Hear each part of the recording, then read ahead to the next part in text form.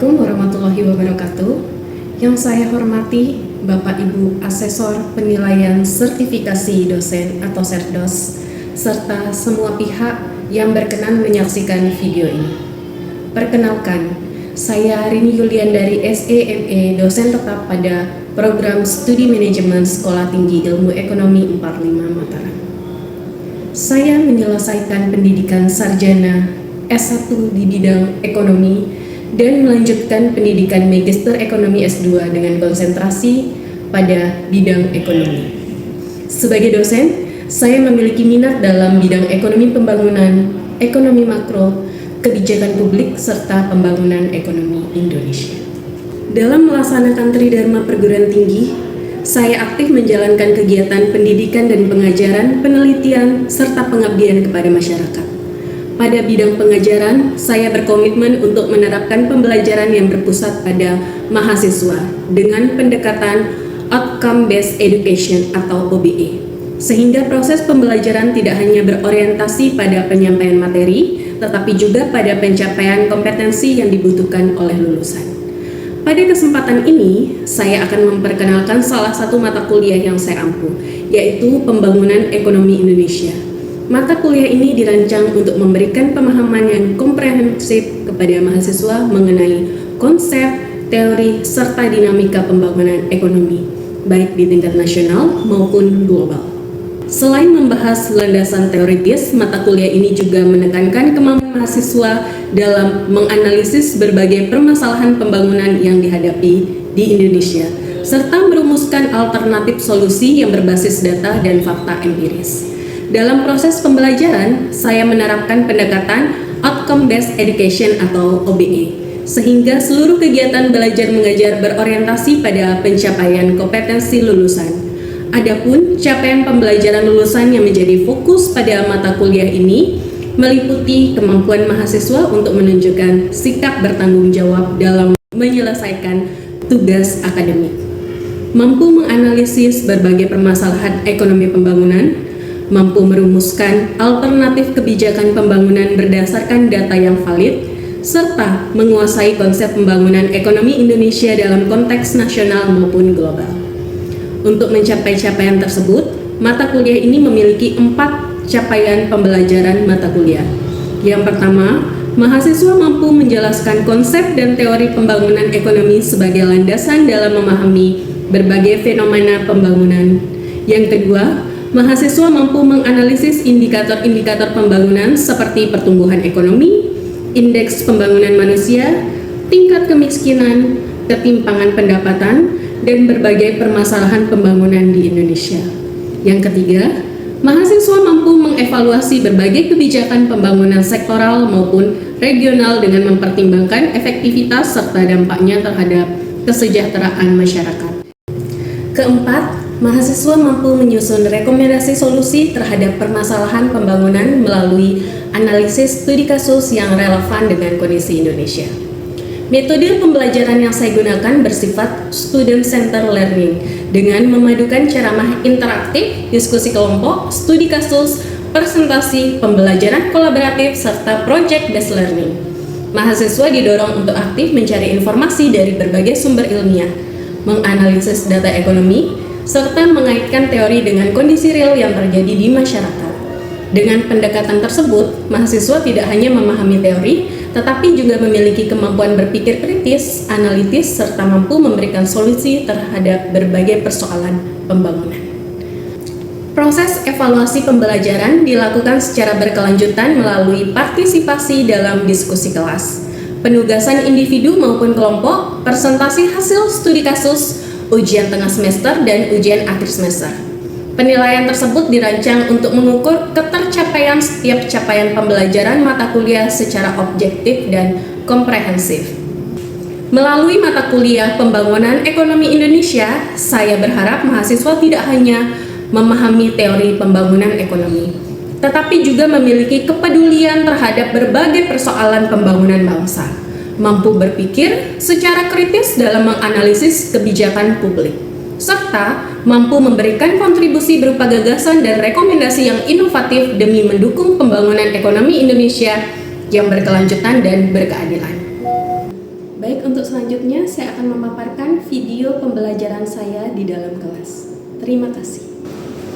Bismillahirrahmanirrahim. Assalamualaikum warahmatullahi wabarakatuh. Waalaikumsalam warahmatullahi wabarakatuh. Selamat pagi semuanya. Baik, Bu. Bagaimana kabarnya hari ini? Alhamdulillah baik. Alhamdulillah, semoga semuanya dalam keadaan sehat walafiat ya. Amin. Kita mengikuti perkuliahan hari ini dengan baik. Jadi sebelum memulai pembelajaran hari ini, mari kita berdoa dulu ya. Mari kita berdoa menurut agama dan kepercayaan masing-masing. Berdoa mulai.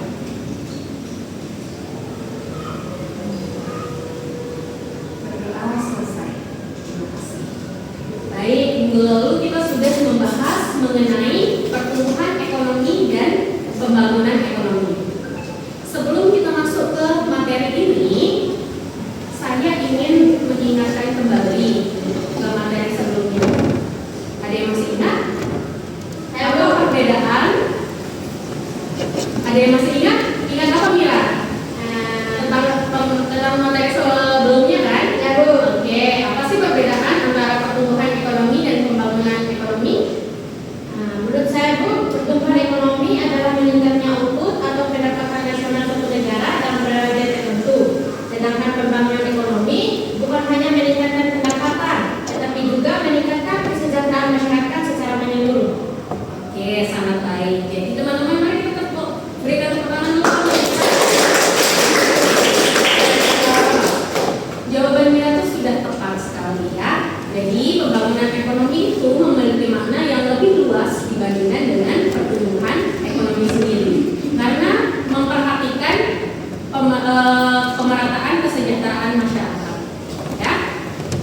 Sekarang saya tanya, kalau misalnya suatu negara mengalami pertumbuhan ekonomi ini sekitar 8% setiap tahunnya, apakah seluruh negara tersebut atau seluruh masyarakat di negara tersebut itu menjadi otomatis sejahtera?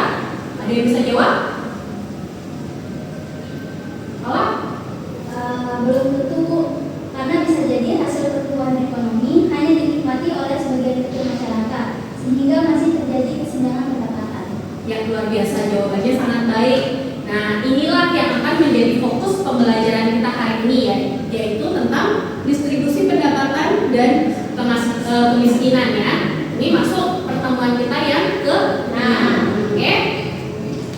Sebelum masuk ke distribusi pendapatan dulu deh. Ibu ingin bertanya lagi. Menurut kalian apa sih faktor yang paling berpengaruh terhadap pertumbuhan ekonomi suatu negara? Oke, Haifa, coba Haifa. Menurut saya investasi, Bu. Ya. Karena dengan adanya investasi akan terbuka lapangan pekerjaan baru. Oke, mungkin ada tambahan? Ada tambahan? Arifin mungkin? Selain investasi, kualitas sumber daya manusia dan teknologi juga sangat penting karena dapat meningkatkan produktivitas. Ya, benar sekali. Jawaban kalian itu sudah benar. Jadi, dalam teori pertumbuhan ekonomi itu terdapat 3 faktor utama, ya. Nah, yang pertama, dalam teori pertumbuhan ekonomi itu sebenarnya terdapat 3 faktor utama. Yang pertama tadi dijawab sama siapa tadi? Haifa. Ya, akumulasi modal, kemudian ada pertumbuhan penduduk yang berkualitas dan kemajuan teknologi juga yang disebutkan sama Arifin. Bahkan teknologi ini bisa disebut atau sering disebut dianggap sebagai faktor itu yang paling menentukan dalam meningkatkan produktivitas. Ya, bisa dilihat di sini faktor-faktor yang mempengaruhi pertumbuhan ekonomi modern saat ini. Pertama, akumulasi modal. Akumulasi modal itu termasuk semua investasi baru yang berwujud, tanah, peralatan fiskal dan sumber daya manusia. Kemudian pertumbuhan penduduk dan hal-hal yang berhubungan dengan kenaikan jumlah angkatan kerja yang dianggap yang secara umum itu dianggap sebagai faktor yang positif dalam merangsang pertumbuhan ekonomi. Kemudian ada juga kemajuan teknologi, ya. Kemajuan teknologi itu sering juga dianggap sebagai faktor yang paling menentukan dalam meningkatkan produktivitas. Nah,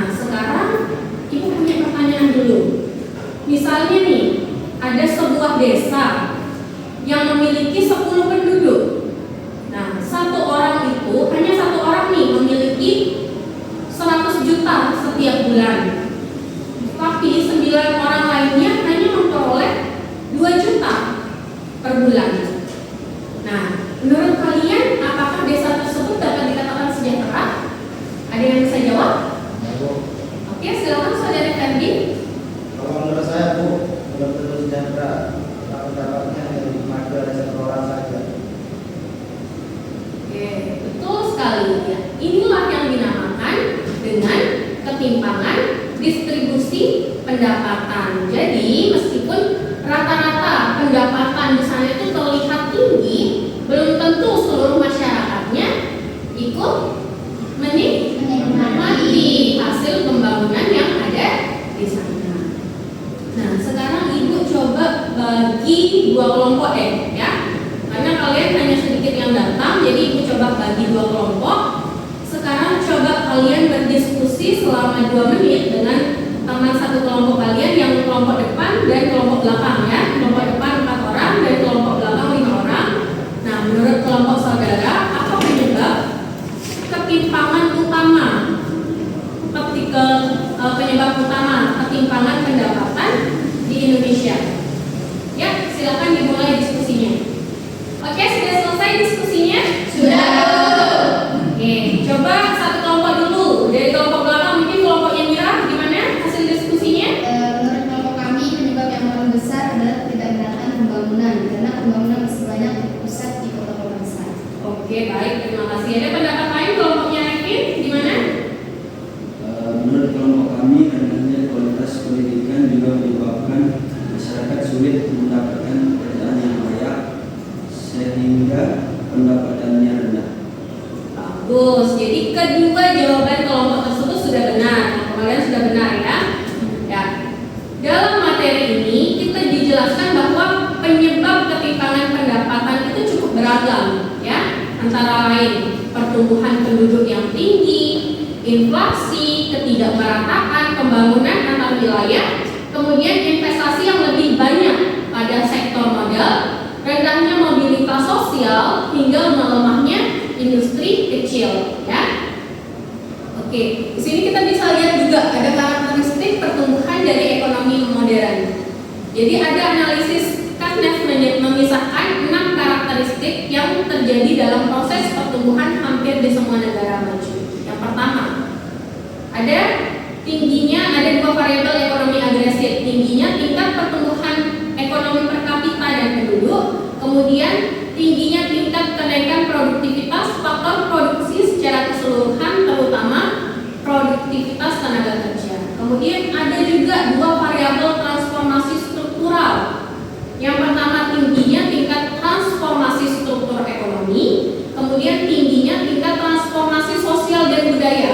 Kemudian ada 2 faktor juga yang mempengaruhi meluasnya pertumbuhan ekonomi internasional.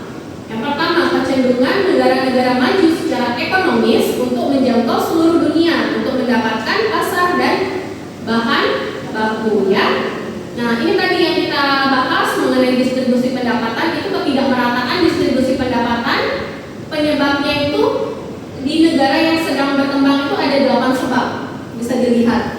Pertambahan penduduk yang tinggi, tadi seperti yang saya jelaskan. Kemudian inflasi, kenaikan harga secara terus menerus. Kemudian ketidakmerataan pembangunan antar daerah yang satu dengan yang lainnya tidak merata sama sekali pembangunannya. Kemudian investasi yang sangat banyak dalam proyek yang hanya padat modal saja. Rendahnya mobilitas sosial dan pelaksanaan kebijakan industri substitusi. Nah, di sini bisa dilihat distribusi pendapatan perorangan ini, ukuran ini menunjukkan hubungan antara individu-individu dengan pendapatan total yang mereka terima. Nah, para ekonom dan ahli statistik lebih suka menyusun semua individu menurut tingkat pendapatannya, ya, yang semakin tinggi, dan kemudian membagi semua individu tersebut dalam kelompok yang berbeda. Oke, seperti yang tadi menjadi diskusinya. Oke, sekarang kita masuk ke materi tentang kemiskinan.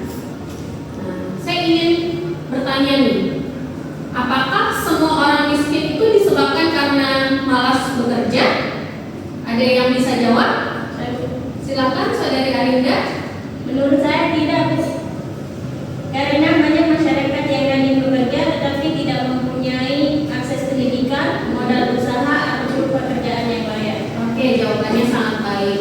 dalam ilmu ekonomi, kemiskinan itu tidak hanya dipengaruhi oleh kemauan individu, tetapi juga oleh ketimpangan kepemilikan sumber daya, kualitas sumber daya manusianya, akses terhadap modalnya. Nah, bisa dilihat di sini.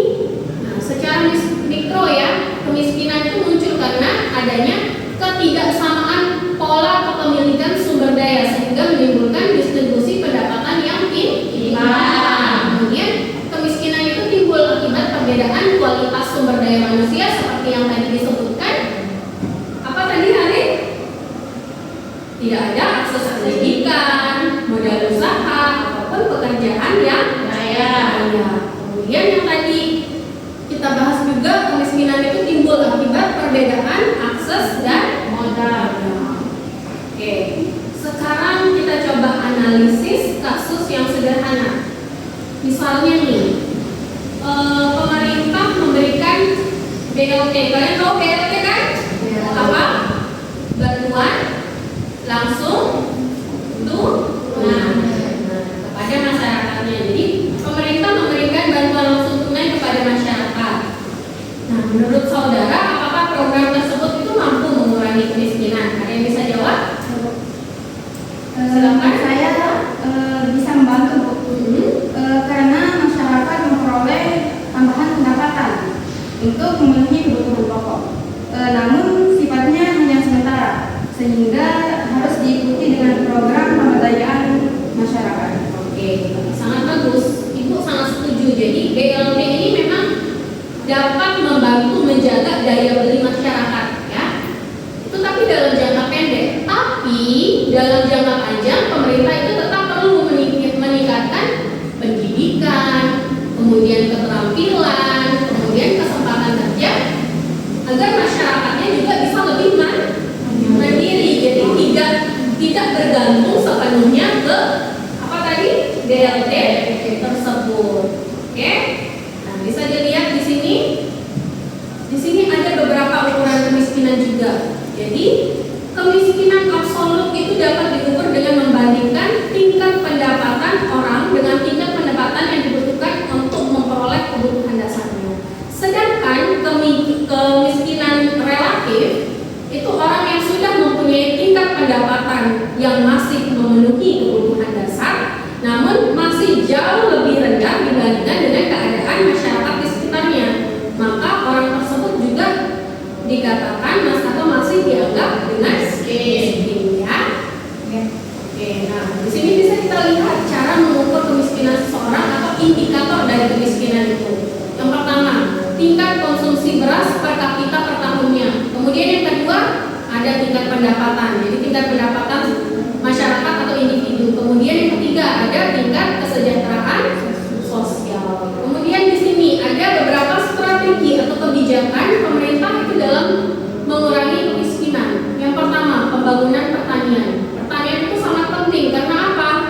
Karena bisa atau menaikkan nilai tambah suatu wilayah. Oke, kemudian pembangunan sumber daya manusianya. Pembangunan sumber daya manusianya dari mana?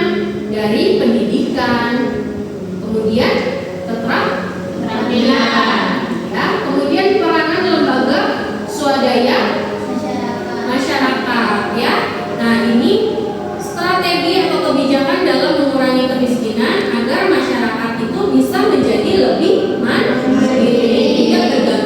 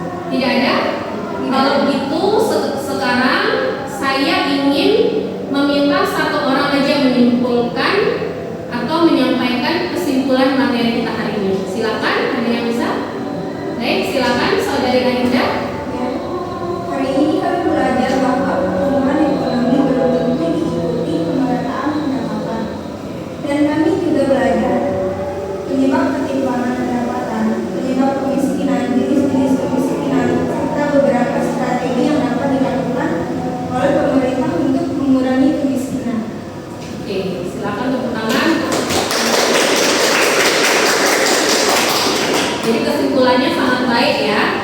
Jadi saya berharap setelah mengikuti perkuliahan hari ini, kalian tidak hanya memahami teori, tetapi juga mampu menganalisis berbagai permasalahan mengenai ketimpangan pendapatan dan kemiskinan yang terjadi di Indonesia, serta memberikan alternatif solusi berdasarkan konsep ekonomi yang telah dipelajari. Ya, terima kasih atas partisipasi aktif saudara pada hari ini. Wassalamualaikum warahmatullahi wabarakatuh. Mohon maaf jika ada kesalahan kata atau perbuatan. Ya.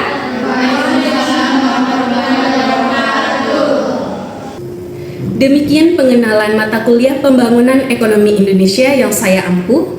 Terima kasih atas perhatian yang diberikan. Wassalamualaikum warahmatullahi wabarakatuh.